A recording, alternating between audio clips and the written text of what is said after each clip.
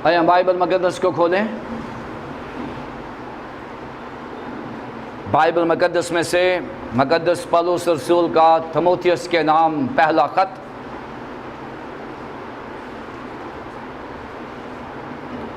उसका छठा बाब, उसकी 11वीं आयत से 16वीं आयत तक। मुक़द्दस पौलुस रसूल का तीमुथियुस के नाम पहला ख़त, उसका छठा बाब, उसकी 11वीं आयत से 16वीं आयत तक। कलाम मुक़द्दस में यूँ मरकूम है,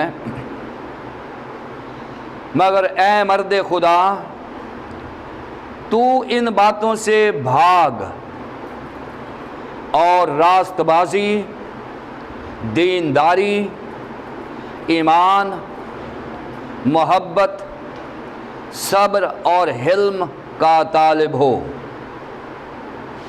ईमान की अच्छी कुश्ती लड़, उस हमेशा की ज़िंदगी पर कब्ज़ा कर ले जिसके लिए तू बुलाया गया था, और बहुत सारे गवाहों के सामने अच्छा इकरार किया था। मैं उस खुदा को जो सब चीज़ों को ज़िंदा करता है और मसीह यस्सु को जिसने पैंतुस पिलातुस के सामने अच्छा इकरार किया था, गवाह करके तुझे ताकीद करता हूँ कि हमारे खुदावंद यीशु मसीह के उस ज़हूर तक हुक्म को बेदाग और बेइल्ज़ाम रख, जिसे वो मुनासिब वक्त पर नुमायाँ करेगा, जो मुबारक और वाहिद हाकिम, बादशाहों का बादशाह और खुदावंदों का खुदा है, खुदावंद है। बादशाहों का बादशाह और खुदावंदों का खुदावंद है।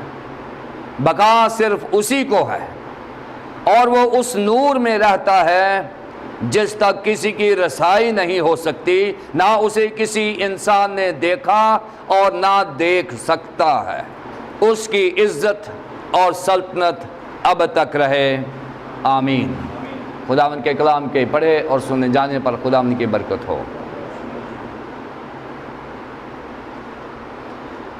पासमानी खतूत के तफसीरी मताला के सिलसिले में आज हमारा 18वां लेसन है, यानी लेसन नंबर 18। पिछले असबाक में यानी 5वें और 6ठे बाब में हमने देखा था कि किस तरह से मुक़द्दस पौलुस रसूल अपने जूनियर खादम को बता रहे हैं कि कलीसियाई निज़ाम को कैसे चलाना है। और मैं हमेशा से ये कहता आया हूँ कि ये जो पासमानी खतूत हैं, इनको 3 वजूहात की बना पर पासमानी खतूत कहा जाता है। नंबर 1 कि इन खतूत में मजहबी रहनुमाओं की ज़ाती ज़िंदगी पर गौर किया गया है और उसका मेयार दिया गया है कि एक कलीसियाई पासबान को बाइबल के मुताबिक कैसा होना चाहिए। ये पहली वजह है कि इस ख़त को या इन खतूत को पासबानी ख़त कहा जाता है। दूसरी रीज़न ये है कि इन खतूत में मजहबी रहनुमाओं की ज़िम्मेदारियों से मुतल्लक़ बयान किया गया है कि किस तरह से जो मजहबी रहनुमा हैं, कलीसियाई पासबान हैं या एल्डर साहबान हैं या बिशप साहबान हैं या जो भी कलीसियाई ओहदे हैं, उन की ज़िम्मेदारियाँ क्या हैं, इन खतूत में ये भी बताया गया है। ये दूसरी वजह है कि इन खतूत को आबाए कलीसिया ने यानी चर्च फादर्स ने पासबानी खतूत यानी पास्टरल एपिस्टल्स कहा है। फिर तीसरी रीज़न इन खतूत की ये है कि इन खतूत में कलीसियाई नज़्म व ज़ब्त और कलीसियाई निज़ाम को चलाने से मुतल्लिक़ बाइबल की कसौटी को पेश किया गया है। यानी ऐसा इंतज़ाम जो इंसान के मुताबिक नहीं बल्कि बाइबल मुक़द्दस के मुताबिक चलाया जाए, उस निज़ाम को यहाँ बयान किया गया है, मेयार दिया गया है। और इन्हीं 3 वजूहात की बना पर पहला थिमोथियस और फिर दूसरा थिमोथियस और तीतस का ख़त जो है, इन 3 खतूत को पासबानी खतूत कहा गया है। सो ये जो हवाला हमारे सामने है मुक़द्दस पौलुस रसूल का थिमोथियस के नाम पहला ख़त, उसका 6वां बाब और उसकी 11वीं आयत से 16वीं आयत तक, ये 5वें और 6ठे बाब का हिस्सा है। ये 2 अबवाब जो हैं ये कलीसियाई नज़्म व ज़ब्त से मुतल्लिक़ बयान करते हैं कि कलीसियाई निज़ाम कैसा होना चाहिए। और इन 2 अबवाब में मुक़द्दस पौलुस रसूल ने कलीसिया में ऐसे 12 ग्रुप्स को बयान किया है जो हमारी कलीसिया का हिस्सा हैं। और उन 12 ग्रुप्स में से मैंने बताया था कि कलीसिया में अगर उनकी हमने तरबियत करनी है या उनको हमने चेक करना है या उनको हमने खुदावंद के पास लाना है, तो उन 12 ग्रुप्स जो हैं वो पिछले लेसन में मैंने तफसील से बयान किए थे। उनसे मुतल्लिक़ थिमोथियस को बताया गया है कि जो गॉडली लीडर होता है, जो बाइबल के मुताबिक होता है, वो कैसे अपनी कलीसिया में मुख्तलिफ गिरोहों को हैंडल कर सकता है। अब हम जो हमारे सामने इक़्तिबास है उस पर नज़र डालेंगे। थिमोथियस के नाम पहला ख़त, उसका 6वां बाब और उसकी 11वीं से 16वीं आयत तक।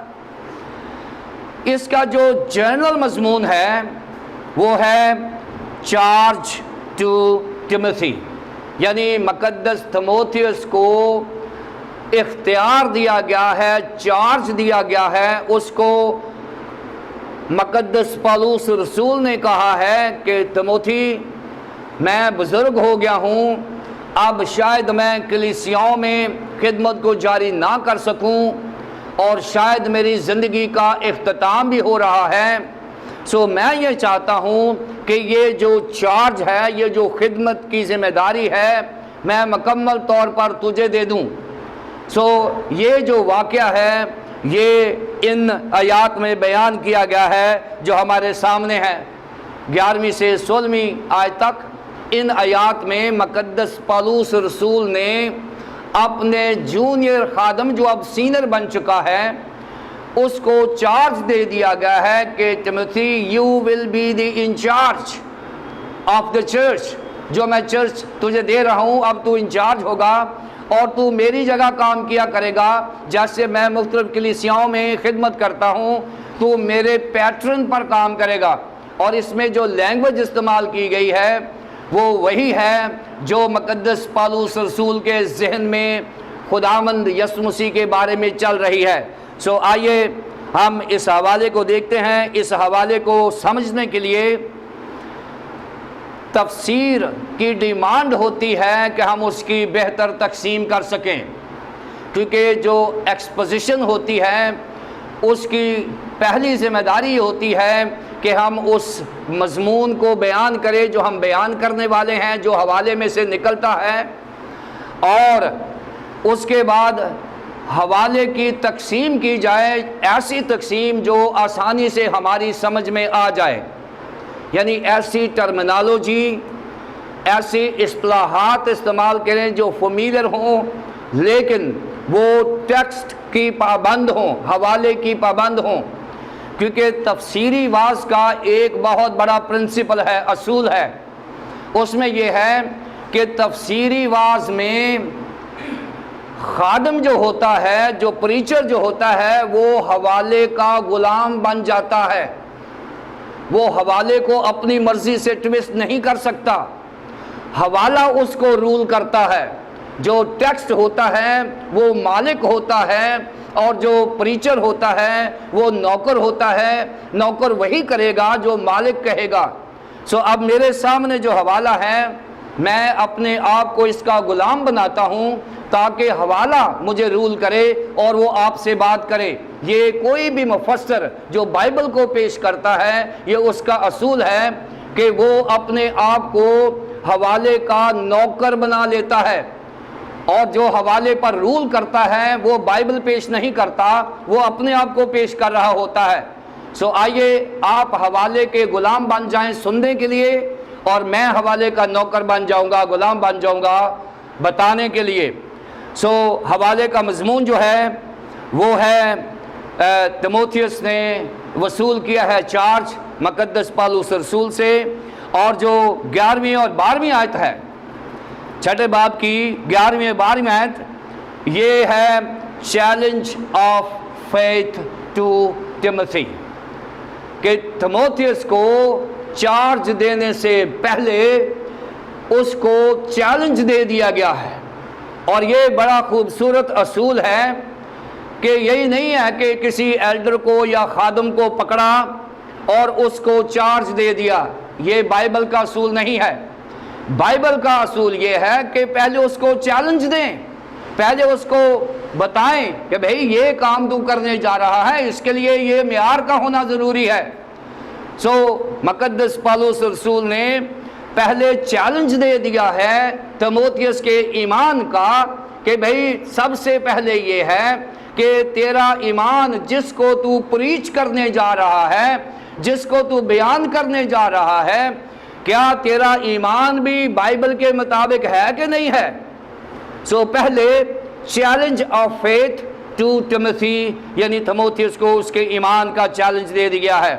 फिर है charge of faith to Timothy, यानी उस ईमान को अब तिमोथियस के सुपुर्द कर दिया गया है कि तिमोथियस, जिस ईमान का प्रचार मैं करता रहा हूं, मैंने उसको चैलेंज के तौर पर कबूल किया था, और मैं ईमान की अच्छी कुश्ती लड़ चुका। जब पौलुस रसूल ने चार्ज दिया है तो वो खुद भी उसके ज़हन में है कि मैं ईमान की अच्छी कुश्ती लड़ चुका और दौड़ को मुकम्मल कर लिया। और उसके बाद में उसने कहा है कि अब मैं उस सेहरे का मुंतज़र हूँ, उस सेहरे को चाहता हूँ जो कभी मुरझाने का नहीं है। सो ये पौलुस रसूल ने चैलेंज के तौर पर अपने ईमान को कबूल किया था, फिर चार्ज के तौर पर कबूल किया था, और उसके बाद जिस चीज़ का आपने चार्ज लिया है उसको कन्फेस भी करना होता है कि ये मेरी जिम्मेदारी है। 11वीं और 12वीं आयत में मैंने बताया कि ये challenge of faith to Timothy, फिर 13वीं और 14वीं आयत में charge of faith to Timothy, और फिर 15वीं और 16वीं आयत में confession of faith to Timothy. यानी ये 3 C's हैं जिनको मुकद्दस पौलुस रसूल ने तिमोथियस के सुपुर्द कर दिया गया है। Number 1 C stands for challenge, number 2 C stands for charge, and number 3 C stands for confession. So challenge to Timothy, charge to Timothy and confession to Timothy, ये 3 C's हैं जिनका हम मुताला करेंगे 11वीं 12वीं आयत और 13वीं 14वीं आयत और 15वीं और 16वीं आयत, इनका हम मुताला करेंगे। आइए हम चैलेंज टू टिमोथी देखें 11वीं 12वीं आयत। मुकद्दस पौलुस रसूल जब उसको चैलेंज देने लगे हैं तो उन्होंने उसको एक टाइटल दे दिया है। मुकद्दस पौलुस रसूल जब मुकद्दस तिमोथियस को चार्ज देने लगे हैं तो उन्होंने पहले चैलेंज दिया है, और चैलेंज देने से पहले उन्होंने अपने शागिर्द, अपने दीनी बेटे को एक टाइटल दिया है, वो है मगर ए मर्दे खुदा, ए मर्दे खुदा। ये वो टाइटल है जो खुदा का बंदा पौलुस रसूल मुकद्दस तीमुथियुस को देता है कौन सा टाइटल? ए मर्दे खुदा। जब खुदा टाइटल देता है तो वो बाइबल का टाइटल होता है। आज हम जब किसी को खुश करते हैं तो हम जानते हैं कि बाज़ औक़ात एक ही वक्त में एक बंदे को 4 टाइटल दे दिए जाते हैं। मीटिंग में बुला के उसको कहा जाता है कि आज से तू डॉक्टर होगा, फिर कहा जाता है आज से तू बिशप होगा, आज से तू प्रोफेसर होगा, आज से तू प्रिंसिपल होगा। हमने ना तो कभी पीएचडी का पी पढ़ा है और हम डॉक्टर लिख लेते हैं, ना ही हमने कभी सेमिनरी की है और अपने आप को बिशप कहना शुरू कर देते हैं, ना ही हमने मैट्रिक की है और अपने आप को पादरी का टाइटल दे देते हैं। ये दुनिया के टाइटल हैं। जब खुदा टाइटल देता है तो वो किसी को बिशप या डॉक्टर नहीं कहता। खुदा का टाइटल ये है, ए मर्दे खुदा, ए मर्दे खुदा। मर्दे खुदा बाइबल का टाइटल है। कभी किसी ने किसी को दिया है? हम तो इस लायक नहीं हैं। हम डॉक्टर बनने के लायक हैं, हम बिशप बनने के लायक हैं, हम पादरी बनने के लायक हैं, हम बड़े बड़े टाइटल लेने के लायक हैं। मर्दे खुदा किधर है? कौन है मर्दे खुदा? आज हमारे पास मर्दे खुदा नहीं है। और आज अगर जमीन पर किसी टाइटल की जरूरत है तो मुकद्दस पौलुस रसूल ये कहते हैं, अरे भाई टाइटल के जो शायक हैं, जो टाइटल के पसंद करने वाले हैं, अपने आप को इस मेयार पर ले आओ कि तुम्हें मर्दे खुदा कहा जाए, तुम्हें मर्दे खुदा कहा जाए। और जब मुकद्दस तीमुथियुस को मर्दे खुदा कहा तो आपको अंदाजा नहीं है कि तीमुथियुस किस फहरिस्त में चला गया है।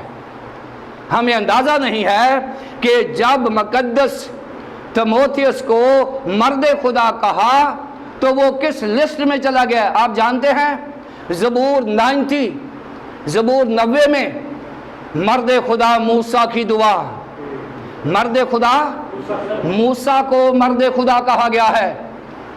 मूसा को बाइबल मुकद्दस में मूसा को मर्दे खुदा कहा गया है।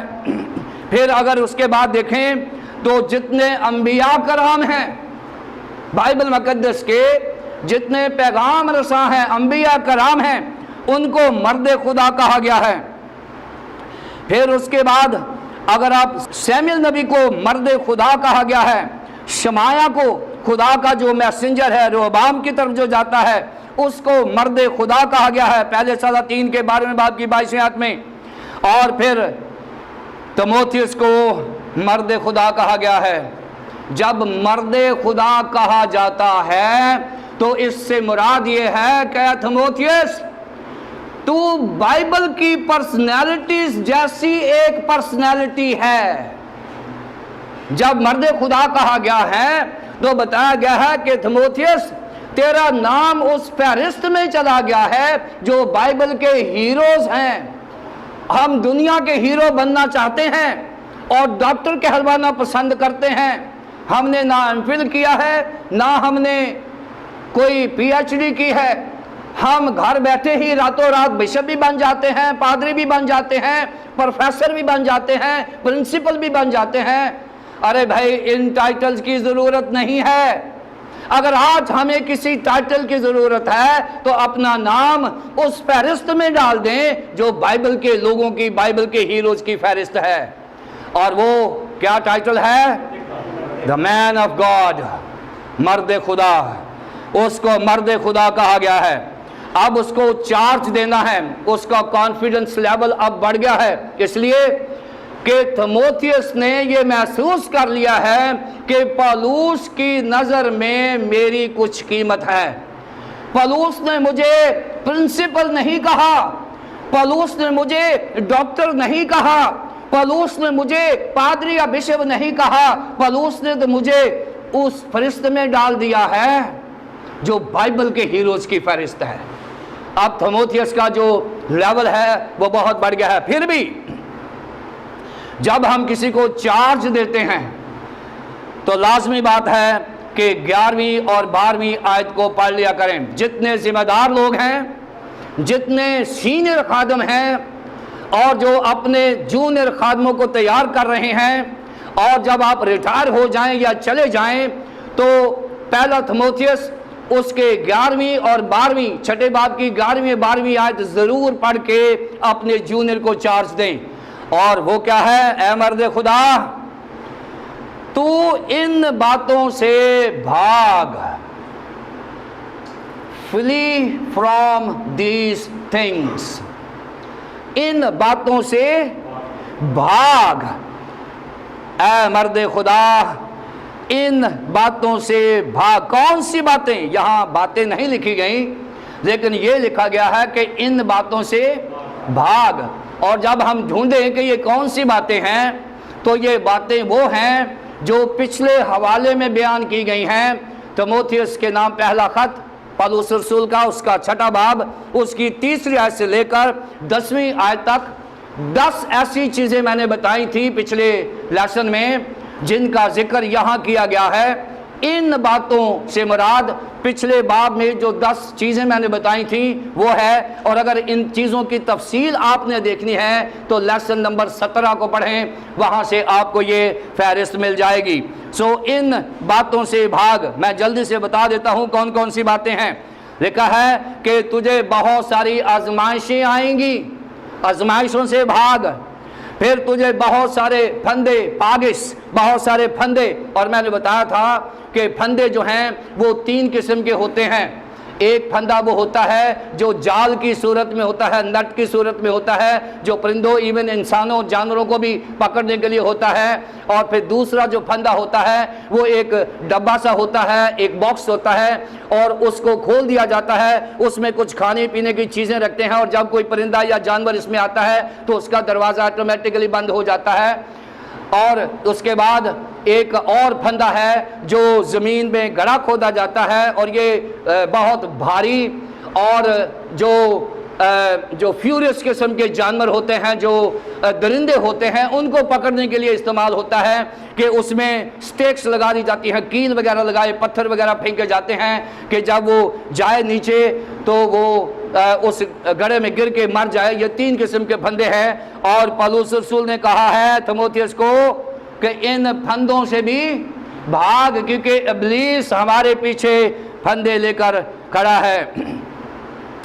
और फिर नंबर 3 पे मुकद्दस पौलुस रसूल ने तीमुथियुस मर्द खुदा को कहा है कि ये जो हमाकतें हैं, जिस्मानी हमाकतें हैं, ये इंस्टेंट फैसले कर लेना और जज्बाती हो जाना, गुस्सीला हो जाना, गुस्से में आ जाना, ये सारी जो हर्टफुल डिज़ायर्स हैं, इनको भी इनसे भी बच, और फिर तबाही और बर्बादी से बचना।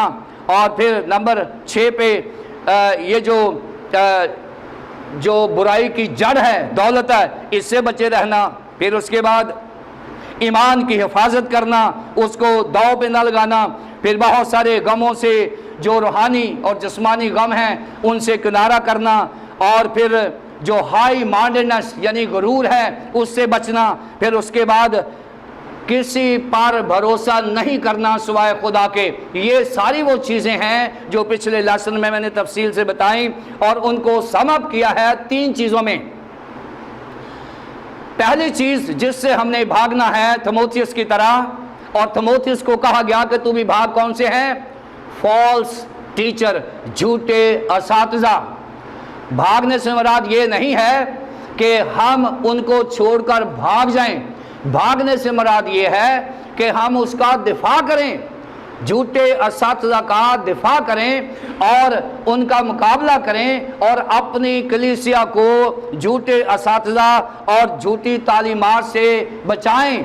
ये पहली जिम्मेदारी है तीमुथियुस को दी गई। दूसरी जिम्मेदारी है डिसऑर्डर ब्रदरन्स, यानी ऐसे ईमानदार जो रूहानी तौर पर पुख्ता नहीं हैं, उनसे भी खबरदार रहना, उनको अपनी कैबिनेट में ना डालना। कहीं ऐसा ना हो कि वो आपसे गलत फैसला करवा दें, क्योंकि जब हम अपनी एग्जीक्यूटिव कमेटी चुनते हैं, जब हम अपनी काउंसिल बनाते हैं, या हम अपने बोर्ड बनाते हैं, तो हमें अब नॉर्मल ईमानदारों को नहीं लेना चाहिए। हम उनकी इज्जत करते हैं, लेकिन अगर वो एग्जेक्टिव डिसीजंस का वो महारत नहीं रखते, और अगर वो एग्जेक्टिव डिसीजन मेकिंग की महारत नहीं रखते तो उनसे अवॉइड कर, यहाँ बताया गया है डिसऑर्डरली ब्रदर्स, ये उनको बताया गया है। और तीसरी बात उनको बताई गई है कि वो लोग जो दीनदारी की वजह तो रखते हैं मगर उनके दिल खुदा से दूर हैं। इन लोगों से भी बचना जो झूठे मसीही हैं, झूठे ईमानदार हैं, जो शायद नज़र आते हैं ईमानदार, होंठों से तो खुदा की तारीफ करते हैं लेकिन उनके दिल खुदा से दूर है। ये 3 किस्म के लोग हैं जिनसे मुकद्दस पौलुस रसूल ने कहा है भाग इनसे। नंबर 1 झूठे असातिज़ा, नंबर 2 ऐसे ईमानदार जिनका रूहानी तजर्बा नहीं है, नंबर 3 ऐसे ईमानदार जो दीनदारी की वजह तो रखते हैं लेकिन वो खुदावंद को कबूल नहीं करते। ऐसे लोगों से लीडर्स को अवॉइड करना चाहिए अपनी कैबिनेट में, उनको इग्नोर नहीं करना चाहिए, उनको डिसीजन मेकिंग पोजीशन पर नहीं लाना चाहिए क्योंकि वो आपको गलत मशवरा दे के गलत फैसला करवा देंगे। इसलिए ऐसे लोगों से भाग। अब करना क्या है मुकद्दस तीमुथियुस ने, ऐ मर्द खुदा तो इन बातों से भाग जो मैंने बताई हैं। तूने करना ये है कि तूने तालिब होना है चंद चीज़ों का। नंबर 1 रास्तबाजी का, नंबर 2 दीनदारी का, नंबर 3 ईमान का, नंबर 4 मोहब्बत का, नंबर 5 सब्र का, और नंबर 6 हिल्म का तालिब होना है। पहले तो हमने उन चीज़ों से भागना है जिनका जिक्र मैंने किया है। अब मुकद्दस पौलुस रसूल ने तीमुथियुस को एक रोड मैप दे दिया गया है मसीही ईमान को एक्सरसाइज करने के लिए। ये 6 फोल्ड एक पैकेज दे दिया है कि मुकद्दस तीमुथियुस अगर ये 6 चीज़ों का तू तालिब रहे तो फिर तू उस मेयार पर पूरा उतर सकता है। ये तेरे लिए चैलेंज है कि तू वो चार्ज ले सकता है। चार्ज लेने के लिए हर शख्स को पहले चैलेंज होना है। अगर वो चैलेंज्ड नहीं है तो वो चार्ज लेने की अहलियत भी नहीं रखता। सो चैलेंज क्या है? तीमुथियुस तेरी जिम्मेदारी है कि तू रास्तबाजी का तालिब होना। और ये जो तालिब होना है इसके लिए जो यूनानी लफ्ज़ है वो है DOK, DIOKE। ये है तालिब होना, किसी को परसू करना। DOK जो है इसकी अंडरस्टैंडिंग ये है यूनानी लफ्ज़ की कि किसी चीज़ को अपनी ज़िंदगी का हिस्सा बना लेना, उसको अपनी ज़िंदगी का ओढ़ना बिछौना बना लेना, उसको अपनी ज़िंदगी का शिआर बना लेना, उसको अपनी ज़िंदगी के रोज़मर्रा मामलात का हिस्सा बना लेना। और ये DOK है तालिब रहना। तीमुथियुस को कहा गया है कि तीमुथियुस तुझे मैं चार्ज देने लगा हूँ लेकिन इससे पहले मैं चैलेंज करता हूं तुझे कि 6 चीज़ें एक ईमानदार के लिए लाजमी है, वो उसकी हर रोज़ ज़िंदगी का हिस्सा होना चाहिए। पहली कौन सी चीज़ है? राइचसनेस, रास्तबाजी। और ये है डियाकायोसुने, यूनानी ज़बान में है डियाकायोसुने।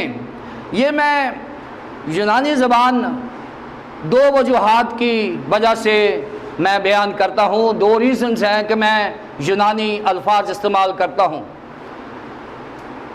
नंबर 1 ये बताने के लिए कि हमारे मसीहियों के पास बाइबल का असल वर्जन मौजूद है, बाइबल की असल ज़बान मौजूद है हमारे पास।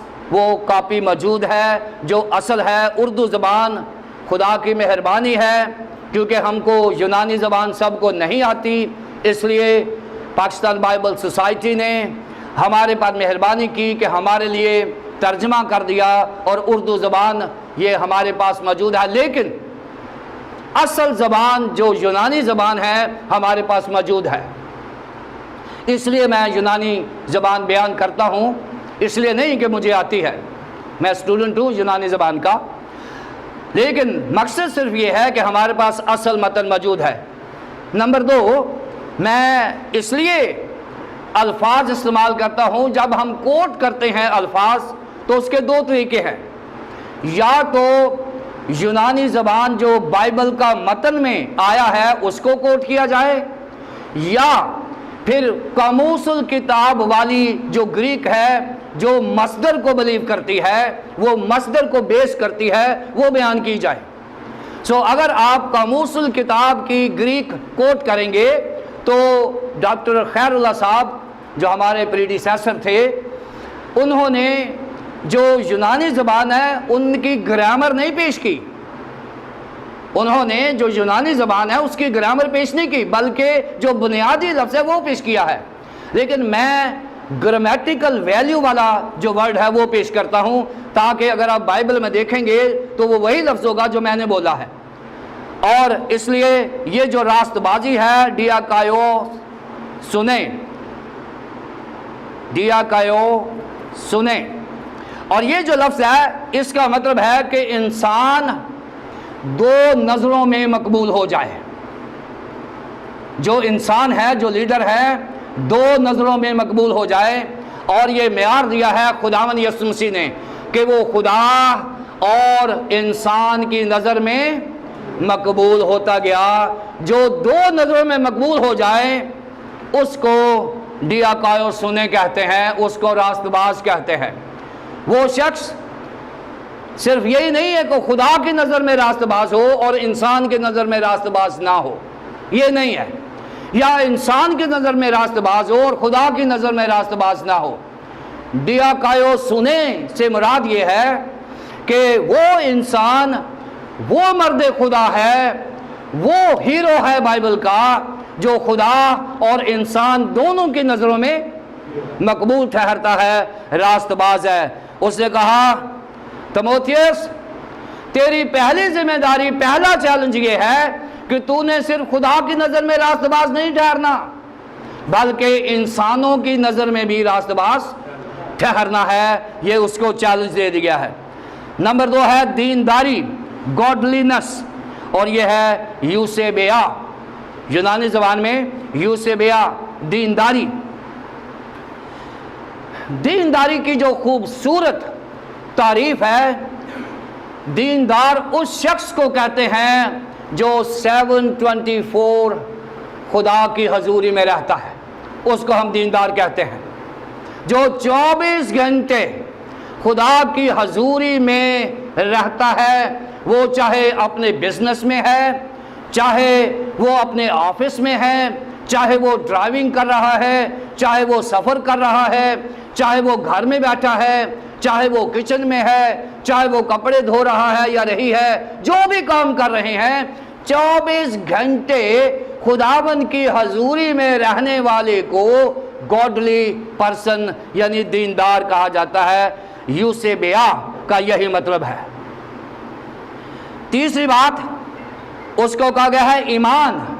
पहली बात कि तू रास्तबाज होने के चैलेंज को कबूल कर। नंबर 2, तिमोथियस, तू दीनदार होने के चैलेंज को कबूल कर। और नंबर 3, तिमोथियस, अपने ईमान को चैलेंज कर। पहले तेरा ईमान पिस्तिस, ईमान जो है इसकी भी एक बड़ी सादा सी तारीफ है। खुदावंद यीशु मसीह को अपना निजात दहिंदा मान लेना और उसके साथ वफादार रहने को ईमानदार कहते हैं। खुदावंद यीशु मसीह को अपना शख्सी निजात दहिंदा कबूल कर लेना और उस पर कायम रहने वाले को ईमानदार कहा जाता है। ये पिस्तिस की तारीफ है। नंबर 4 पे लव, अगापे। उसने कहा थिमोथियस, पहला चैलेंज तेरा यह है कि तू रास्तबाज हो, दूसरा चैलेंज यह है कि तू दीनदार हो, तीसरा चैलेंज तेरा यह है कि तू ईमानदार हो, चौथा चैलेंज तेरा यह है कि तू वो मोहब्बत कर जो खुदा ने इंसान से की है।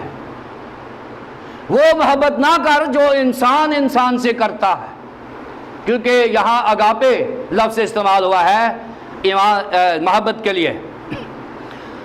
और मोहब्बत के लिए जो मेयार खुदा ने दिया है वो मेयार दिया है जो यूहन्ना की इंजील उसके 3 बाब की 16वीं आयत में है। क्योंकि खुदा ने दुनिया से ऐसी मोहब्बत रखी कि उसने अपना इकलौता बेटा बख्श दिया, ताकि जो कोई इस पर ईमान लाए हलाक ना हो बल्कि हमेशा की जिंदगी। मुकद्दस पौलुस रसूल ने थिमोथियस को जो मोहब्बत करने का मेयार दिया है वो नहीं दिया जो एक इंसान इंसान से करता है, वो दिया है जो खुदा बाप अपने बेटे के वसीले दुनिया से करता है। खुदा जब मोहब्बत करता है उसमें किसी किस्म का लालच नहीं होता, वो गैर मशरूत यानी अनकंडीशनल लव होता है। इसलिए थिमोथियस को कहा गया कि तू रास्तबाज रहना, दीनदार रहना, ईमानदार रहना और वो मोहब्बत करना जिसका म्यार खुदा ने अपने बेटे के वसीले से दुनिया को दिया है। सब्र, पेशेंस, यह है हुपोमोने, यूनानी ज़बान में हुपोमोने, और ये कहता है it is victorious endurance. It is इंडोरियस यानी ये ऐसी बर्दाश्त है कि आप अपनी बर्दाश्त पर फतहमंद हो गए हैं, यानी बर्दाश्त की आखिरी हालत। ये एक मसीही पेशेंस है। सब्र जो है अगर आपने सीखना है तो फिर हमारे पास अयूब नबी से ज़्यादा सब्र की मिसाल हमारे पास नहीं मिलती। उसको अयूब साबिर के नाम से जाना जाता है। और अयूब ने बाइबल मुक़द्दस में एक सब्र का मेयार दे दिया है, और वो है वो सब्र से सब्र पर फतह हासिल करता है। विक्टोरियस इंड्योरेंस, बर्दाश्त को इस हद तक बर्दाश्त करना कि आप फतहमंद हो जाओ, ये थिमोथियस को चैलेंज दिया गया है। और फिर छठी चीज़ है मीकनेस, हलीम होना, और ये है पाउपाथिया। पाउपाथिया लफ्ज़ है यूनानी ज़बान में जो हलीम के लिए यहाँ इस्तेमाल हुआ है, और मैंने बताया था कि इसकी रूट जो है वो प्राउस है। पाउपाथिया की जो रूट है वो प्राउस है, और ये जो प्राउस है ये वो आदमी है जिसकी कुव्वत तो है लेकिन उसकी ताकत का कंट्रोल उसके पास नहीं है। हलीम वो शख्स होता है जो ताकतवर होता है। मोसेस को दुनिया का हलीम तरीन शख्स कहा गया है ना। खरूज की किताब में 32वें बाब में मोसेस को दुनिया का हलीम तरीन शख्स कहा गया है, और मूसा जो है ये हलीम तरीन शख्स है। और उसके बाद खुदावंद यीशु मसीह को हलीम तरीन शख्स कहा गया। वो हलीम है और गधे पर सवार है। सो खुदावंद यीशु मसीह जो है उनको हलीम तरीन शख्स कहा गया है। सो इसलिए थिमोथियस को चैलेंज दे दिया है कि थिमोथियस, तूने अपने आप को रास्तबाज साबित करना है, तूने अपने आप को दीनदार साबित करना है, तूने अपने आप को ईमानदार साबित करना है, तूने अपने आप को मोहब्बत और सब्र और हलीम साबित करना है। और फिर 12वीं आयत में लिखा है ईमान की कुश्ती लड़, उस हमेशा की जिंदगी पर कब्जा कर ले जिसके लिए तू बुलाया गया था और बहुत से गवाहों के सामने अच्छा इकरार किया था। ईमान की अच्छी कुश्ती लड़ ले। ये अब उसको चैलेंज देने के लिए, चार्ज देने के लिए उसके चैलेंज को और ज्यादा मजबूत किया गया है कि फाइट द गुड फाइट, ईमान की अच्छी कुश्ती लड़। इसके लिए ग्रीक में जो है वो है अगोनिजू तोन कालोन ओगना। अगोनिजो तोन कालोन अगोना, और इसका मतलब है अंग्रेजी में एक टर्म है एगोनाइज द गुड एगनी, यानी इस तरीके से अपने ईमान की लड़ाई करना कि आप फेंट होने के करीब हो जाएं। अपने ईमान पर इतना खड़े रहना कि आप रूहानी तौर पर थक जाएं, जिस्मानी तौर पर भी थक जाएं। आप ऐसे जंग करें इब्लीस के साथ कि आप ऐसी आग में चले जाएं जहां आप खुदा के लिए खड़े रहें और उसको बर्दाश्त करें, अग्नि की सूरत में रहें। लिखा है ईमान की अच्छी कुश्ती लड़, और उसके जहन में क्या चल रहा है कि वो भी ईमान की अच्छी कुश्ती लड़ रहा है, वो भी ईमान की अच्छी कुश्ती लड़ रहा है। इसलिए वो अपनी मिसाल दे रहा है। और फिर तीमुथियुस को कहा गया है उस हमेशा की जिंदगी पर कब्जा कर ले। अब हमेशा की जिंदगी हमारा हक है, हमारा कब्जा है। कब कब्जा है? जब हम इन चीजों से भागेंगे जो पौलुस ने भागने को कही है, और उन 6 चीजों को अपनी जिंदगी का हिस्सा बनाएंगे। रास्तबाज रहेंगे, दीनदार रहेंगे, ईमानदार रहेंगे, मोहब्बत में खुदा की मोहब्बत, सब्र और हिल्म के तालिब होंगे, तो फिर हमेशा की जिंदगी हमारा हक बन जाएगी। कब्जा कर ले, हमारा कब्जा हो जाएगा। ईमानदार के पास हमेशा की जिंदगी कब्जा करने का हक है, लेकिन उस ईमानदार के पास जो ईमानदार मर्द खुदा है, जिस ईमानदार को बाइबल मुकद्दस ने मर्द खुदा कहा है, वो हमेशा की जिंदगी पर कब्जा कर सकता है, जिसके लिए तू बुलाया गया है और बहुत से गवाहों के सामने अच्छा इकरार किया था। यहां पर पौलुस के जहन में 2 वाकयात चल रहे हैं।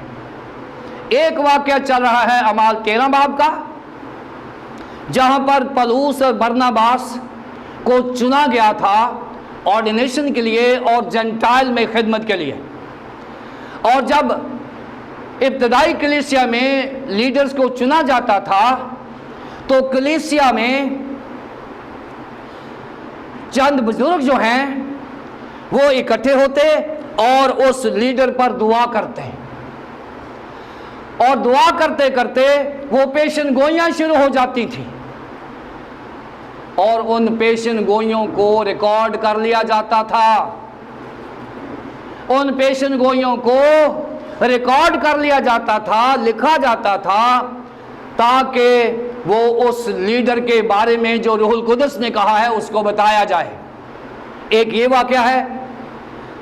दूसरा, जब मुकद्दस तीमुथियुस को चुना गया तो उस वक्त भी कलीसिया के सामने लीडर्स ने रूहुल कुदस से दुआ की, और बहुत सारे गवाह जो कलीसिया और जो लीडर थे उनके सामने पेशन गोइयां हुई। और यहाँ वो वाकया है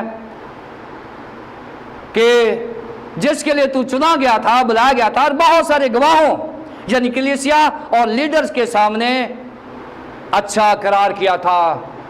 तूने इकरार किया था कि मैं खुदाबंद का और उसकी खिदमत का वफादार रहूंगा। ये 11वीं और 12वीं आयत का चैलेंज है जो मुकद्दस पौलुस रसूल ने तीमुथियुस को दिया है कि ऐ मर्द खुदा, तेरी जिम्मेदारी है कि जो चीजें मैंने छोड़ने के लिए कहा वो छोड़ दे, जो करने के लिए कहा वो कर दे, फिर तो उस हमेशा की जिंदगी का हकदार हो जाएगा जिसका तूने इकरार किया था कलीसिया के सामने। ये पहला नुक्ता है, challenge of faith to Timothy, यानी तिमोथियस को उसके ईमान के लिए एक चैलेंज दे दिया गया है। अगला हिस्सा है चार्ज टू टिमोथी, और ये होगा 13वीं से 14वीं आयत तक। चार्ज टू टिमोथी यानी तिमोथियस को चार्ज दे दिया गया है इन आयत में। इसकी हम तफसीर करते हैं। 11वीं और 12वीं आयत में हमने देखा था कि किस तरह से खुदावंद के बंदा पौलुस रसूल ने अपने जूनियर खादम मुकद्दस तिमोथियस को चार्ज देने से पहले चैलेंज किया है कि अगर वो बाइबल के मेयार के मुताबिक पूरा उतरता है तो फिर वो इस अहलियत का मालिक है कि उसको चार्ज दे दिया जाए। साहब, इस दूसरे हिस्से में चार्ज टू टिमोथी यानी तिमोथियस को चार्ज दिया गया है 13वीं और 14वीं आयत में। आइए हम इसको देखते हैं। तिमोथियस का पहला खत, उसका 4 बाब और उसकी 13वीं और 14वीं आयत। मैं उस खुदा को जो सब चीज़ों को जिंदा करता है और मसीह यस्सु को जिसने पैंतुस पिलातुस के सामने अच्छा इकरार किया था, गवाह करके तुझे ताकीद करता हूं कि हमारे खुदावंद यीशु मसीह के उस ज़हूर तक हुक्म को बेदाग और बेइल्ज़ाम रख। मुकद्दस पौलुस रसूल ने यहाँ पर खुदा के पाक रूह की हजूरी में और मामूरी में खुदा बाप और खुदा बेटे का हवाला दे दिया है और उसको कहा है कि मैं उस खुदा को जो सब चीज़ों को जिंदा करता है। यहाँ हमने देखना है कि यहाँ खुदा और खुदावंद यीशु मसीह जो खुदाए सालूस के दो अकानीम हैं, उनसे मतलब थियोलॉजी डॉक्ट्रिन पेश कर दी गई है। और ये जो डॉक्ट्रिन है वो God the Father and God the Son, खुदा बाप और खुदा बेटे की डॉक्ट्रिन, वो अकीदा बयान कर दिया गया है जो आज मुकद्दस तिमोथियस के वसीले से हमें भी सिखाया जा रहा है कि खुदा जो सब चीज़ों को जिंदा करता है। और यहाँ पर खुदा को बतौर खालिक और मालिक पेश किया गया है कि वो खुदा जो अपने अंदर जिंदगी रखता है और जिसके कहने से नेस्त से हस्त हो जाता है, जो कहता है रोशनी हो जा तो रोशनी हो जाती है, वो खुदा जो जिंदगी रखने वाला है और जिंदगी देने वाला खुदा है। खुदा बाप, उसके बारे में बताया गया है कि खुदा बाप की जो अहलियत है, उसका जो करैक्टर है, उसकी जो खासियत है, उसकी जो नेचर है, वो जिंदगी है, वो याहवे है। और याहवे से मुराद हया यानी वो था, वो है और वो आने वाला है। ये तीनों वर्ब जो हैं उसमें मौजूद हैं याहवे में। यहाँ बताया गया है कि वो खुदा बाप जो जिंदगी रखता है, जिंदगी देता है, उसके कहने से जिंदगी पैदा हो जाती है। और ऐसा कहने से मुकद्दस तिमोथियस ने उस खुदा को पेश किया है जैसे हम गॉड ऑफ द बाइबल कहते हैं। बाइबल का खुदा जो तमाम जहानों का खालिक और मालिक है। पैदाइश पहले बाब और दूसरे बाब वाला खुदा यहाँ रेफर किया गया है कि ये वो खुदा है। उसके बाद खुदावंद यीशु मसीह जो खुदा का प्यारा बेटा है, उसकी डॉक्ट्रिन पेश की गई है क्रिस्टोलॉजी। पहले पेट्रोलॉजी बताई गई है, खुदा बाप कौन है। अब क्रिस्टोलॉजी बताई गई है कि खुदा बेटा कौन है, क्राइस्ट कौन है, मसीह यीशु को जिसने पैंतुस पिलातुस के सामने इकरार किया था। खुदावंद यीशु मसीह को जब मुकद्दस पौलुस रसूल ने यहां पेश किया है तो जहन में रखें, उसने खुदावंद यीशु मसीह को बतौर मसीह मसलूब पेश किया है।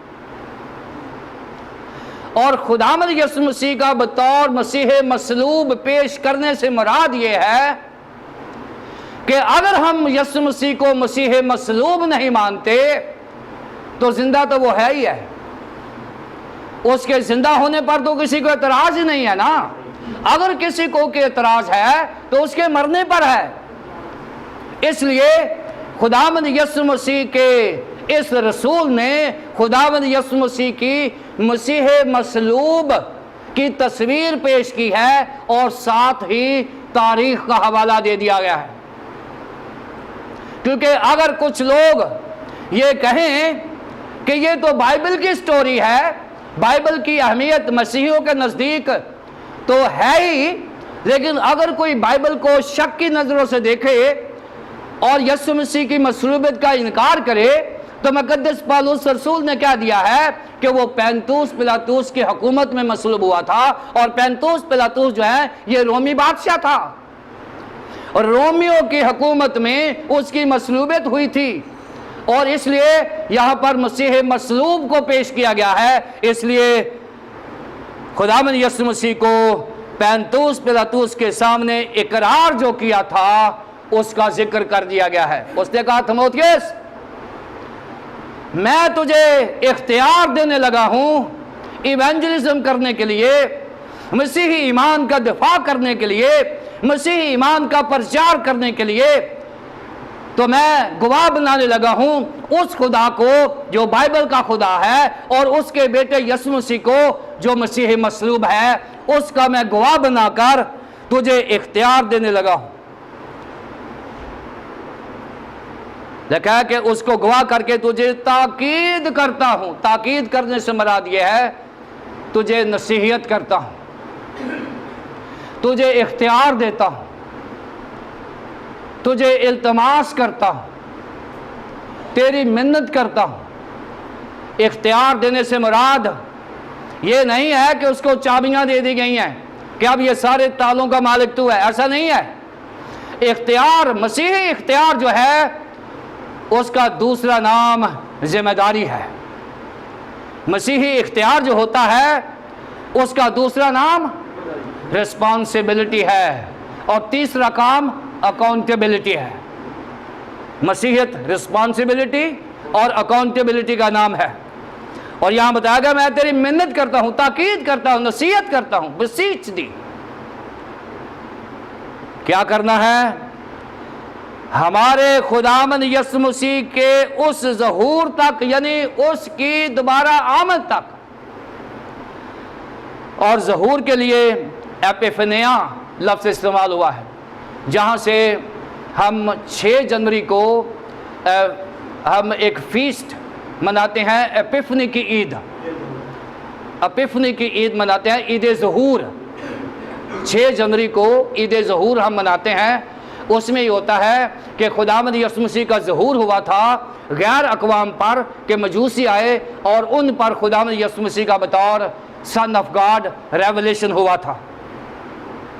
और यहाँ पर ज़हूर ही लिखा हुआ है कि खुदावंद यीशु मसीह के उस ज़हूर तक जो मैंने तुझे जिम्मेदारी दी है, जो मैंने तुझे ईमान दिया है, वो बेदाग और बेइल्ज़ाम रहे। बेदाग और बेइल्ज़ाम रहे। अब बेदाग और बेइल्ज़ाम को देखना ज़रूरी है। बेदाग और बेइल्ज़ाम को देखना ज़रूरी है। बेदाग क्या है? स्पॉटलेस। और इसके लिए जो लफ्ज़ है वो है ऑस्पिलोस। बेदाग होने से मुराद यह है ऑस्पिलोस, यानी अनब्लेमिश्ड, यानी आपके करैक्टर के ऊपर, आपकी ज़ात के ऊपर, आपके किरदार के ऊपर और आपकी रूहानियत के ऊपर आप स्पॉटलेस रहें। कोई उंगली ना उठा सके। तीमुथियुस को कहा था कि कोई तेरी जवानी की हकारत ना करने पाए। यहाँ पर कहा है कि तेरे ईमान की जो जिम्मेदारी मैं तुझे दे रहा हूँ, ये खुदावंद यीशु मसीह के आने तक बेदाग रहे, बेदाग रहे। और ये जिम्मेदारी है तीमुथियुस की, और तीमुथियुस के वसीले हमारी जिम्मेदारी है कि हम जो तीमुथियुस की चेन को आगे रखे हुए हैं, लाजमी है कि हम भी बेदाग रहें। बे इल्ज़ाम, और यह है एपिफानिया। एपिफानिया बे इल्ज़ाम से मुराद है कि कभी किसी ने तुझे किसी बात पर चेक ना किया हो। और एक और यहाँ लफ्ज़ है जिससे मुराद यह है कि कभी तू जेल में ना गया हो, कभी तू कैद में ना गया हो, यानी तेरे ऊपर किसी किस्म की कोई कार्रवाई ना हुई हो। ये बे इल्ज़ाम होने से मुराद है यानी तूने कोई ऐसा काम ना किया गया हो जिसकी वजह से तू दुनिया की अदालत में से होकर आए। तू अपने आप को बेदाग और बे इल्ज़ाम रखना कब तक? हमारे खुदावंद यीशु मसीह के ज़हूर तक। अब मसीही ईमान जो है उस दिन पैदा होता है, मसीही ईमान उस दिन पैदा होता है जिस दिन हम यीशु मसीह को अपना शख्सी निजात दहिंदा कबूल कर लेते हैं, और उस दिन ख़त्म होता है जिस दिन हम खुदा की बादशाही में दाखिल हो जाते हैं। ये हमारा स्पैन है, क्रिश्चियन लाइफ स्पैन यही है।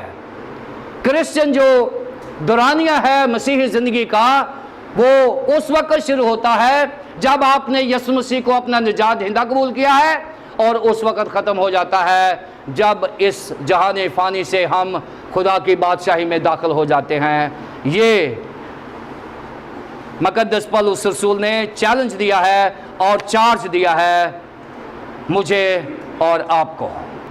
मैं उस खुदा को जो सब चीज़ों को ज़िंदा करता है और मसीह यीशु को जिसने पैंतुस पिलातुस के सामने अच्छा इकरार किया था, गवाह करके तुझे ताकीद करता हूँ कि जो मैंने जिम्मेदारियाँ तुझे दी हैं, जो ईमान और ईमान का प्रचार मैंने तुझे दिया है, हमारे खुदावंद यीशु मसीह के उस ज़हूर तक हुक्म को बेदाग और बे इल्ज़ाम रख। और ये जिम्मेदारी है मेरी और आपकी, जान देने तक भी वफादार रहे तो मैं तुझे ज़िंदगी का ताज दूंगा। तीसरा हिस्सा है confession, confession of faith to Timothy. तीमुथियुस और मुक़द्दस पौलुस रसूल के ईमान का इकरार।